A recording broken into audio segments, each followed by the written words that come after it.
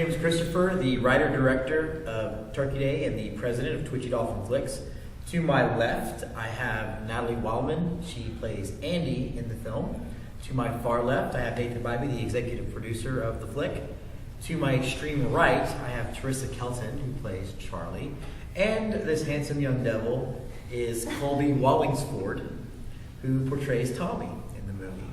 We're actually very excited about our film Turkey Day. It's kind of a romantic comedy, and one of the things that when we created this film, when we created these characters, we really needed to have two dynamic characters with two dynamic leads to kind of hold the movie together. And so we had Colby play Tommy, who's kind of this young, good-looking guy that had never been in love before and didn't quite know how to handle that. And we had Natalie, who has always sort of been Daddy's little girl and who had never kind of been faced with any level of adversity before, and so how they react. So what do you guys think, like how your characters rolled and what it was like for y'all to get the parts? For me, it was more on the lines of, I took my personal life and kind of just applied it, some of the stuff, applied it to the film. Besides the fact that my character doesn't have any aspirations or doesn't have any goals for his life. He's just kind of just walking around. You took a lot of that for your life too? No. No. Yeah. Nothing going on. So, no.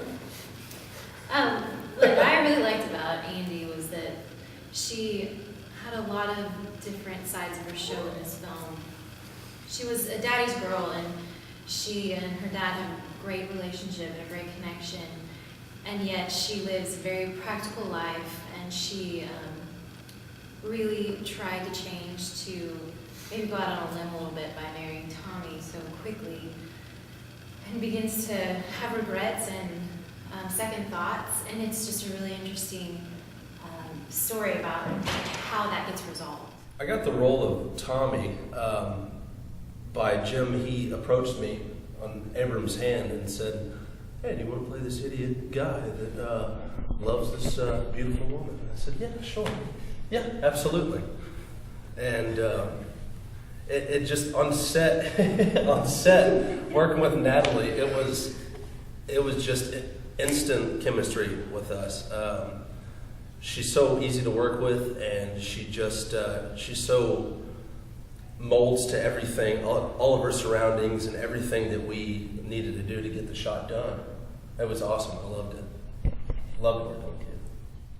I got the role of Andy because I worked on multiple Twitchy Dolphin movies in the past. I think this is my 10th project with them or something. So Jim and I had talked a lot about this movie and about the character of Andy, and I was very excited to be a part of it. It's a really fun script, and I have loved making this movie, and I'm lucky to have gotten the part. So my co-star was Colby, and we had so much fun together. It was great working with him. It's fun to work with an actor that can just roll with you and bounce off ideas and be okay with anything that you do and pick it up and throw it back with the same amount of energy and give you more. He was really fun to work with, and I would love to work with him again. So I got the role of Charlie in Turkey Day.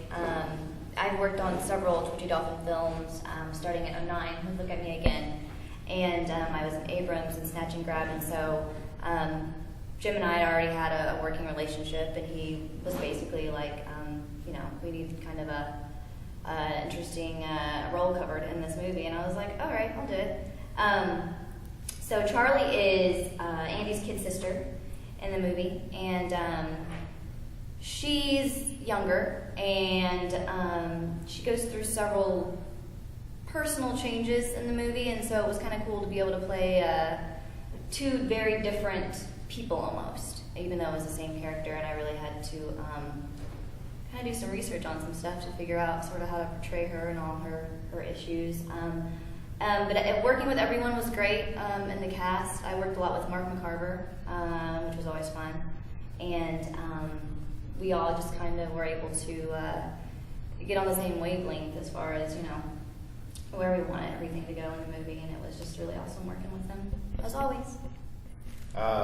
Well, let's see. I play a college president in the movie, and I kind of get the action of the movie started by listening to a presentation from Andy and Colby over here and Tommy, and I'm very hard on them, and she has to, dance around a little bit, and at the end of the day, I like the presentation, and I think that's what brings them two together, and those two together, and that's what starts the whole story. Basically, the Turkey Day script it came from two different storylines, right? Like I had always wanted to do kind of a Thanksgiving holiday movie, kind of in the vein of National Lampoon's Vacation and Christmas Vacation, and that kind of stuff. But I didn't really have a story. I just knew I wanted to do something like that, and I had ideas for weird family members because everybody's got them. I mean, I have an uncle, probably shouldn't tell those stories. We've all got the family that you should that are kind of off-putting at holidays. But I also am just a traditional romantic comedy fan, and I had this idea about what if a couple breaks up, and like the day they broke up was also the day that she found out she was pregnant. And so what I felt like that setup allowed it to happen was then it's a situation in which you get a lot of comedy out of the guy going to chase the girl, which is that romantic comedy theme, an idea that we all know and we all expect to see happen, and we know how it will end eventually. But now we're putting in a situation where he's essentially abandoned someone's little girl and someone's little sister. So it created lots of natural conflict that didn't really have to go and really overly manipulate the story to create conflict for conflict's sake. But I still didn't feel like I had much of a story outside of that kind of deal. So then I thought, why not have it be centered around this sort of dad who loves nothing more than Thanksgiving and all this bad stuff keeps happening, and have the main thing be this sort of antagonistic relationship with the son-in-law he never wanted. And so what that also allowed me to do was populate the movie with a really awesome B plot and C plot and D plot that is almost as interesting as the A plot. And it made it, as a writer, it was, if I felt like I was getting stagnant in the progression of one storyline, I had another one to go to and then another one to go to. So really, the writing of the script in the first couple phases went really, really quickly. We were on set for Abrams' Hand. I knew that I wanted this exact cast to go from one movie to another. And I was able to write knowing he would be the lead, knowing she would be the lead. Well, and then knowing that Terissa would play the part that she plays and Ben would play. So I had their voices already in my head when I wrote it. And we ended up putting something together that ended up being really, really special. And we ended up shooting way quicker after a draft had finished than we'd ever done before. The one interesting thing that we did get to play with too was this was a big step for us. We paid for the movie through Indiegogo, through doing this viral marketing thing. And I was left with a situation in which Colby had pretty much the same number of lines and scenes as Natalie. So theoretically, there was no way to parse who should be the lead.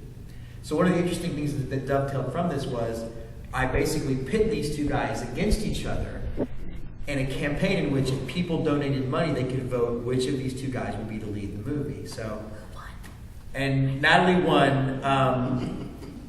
Colby at the time was a little pudgier. So I mean, this guy, maybe this guy beats this girl. I mean, who knows? I mean, maybe. Oh. So I don't know if We're you gonna want arm wrestle later. Feel it. But it was, yeah, so I don't know. I mean, but one of the cool things about just like working with you guys and working with the actors in Twitchy, it's really easy because we all know each other. I know how every one of you guys needs to be directed. It needs to be like light and fun for you.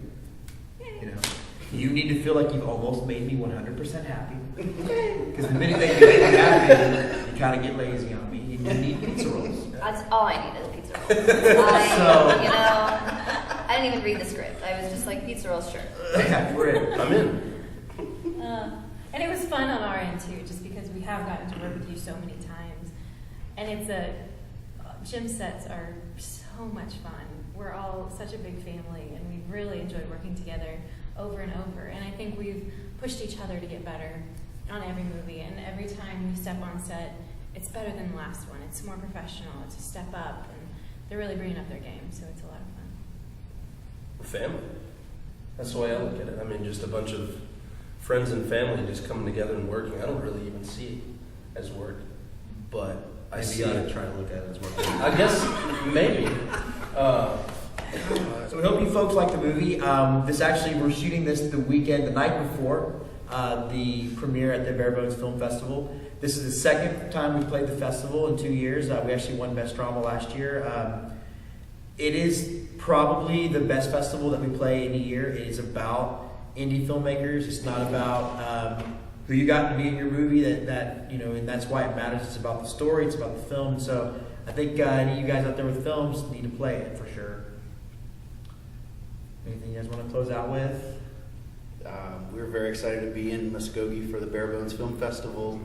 We always have a great time here. I'd like to give a shout out to Max's Garage, the Roxy Theater. Shout out to the Shots Oscar Group. and Sharon put the festival together. They do a fantastic job, and any filmmaker would have a blast coming and playing at Bare Bones. Yeah. I'm really happy to be here. This is my second year here as well. And Look at Me Again was last year, and it's been sort of a different experience because I have a slightly larger role now, and it's just been really awesome. It's been really fun.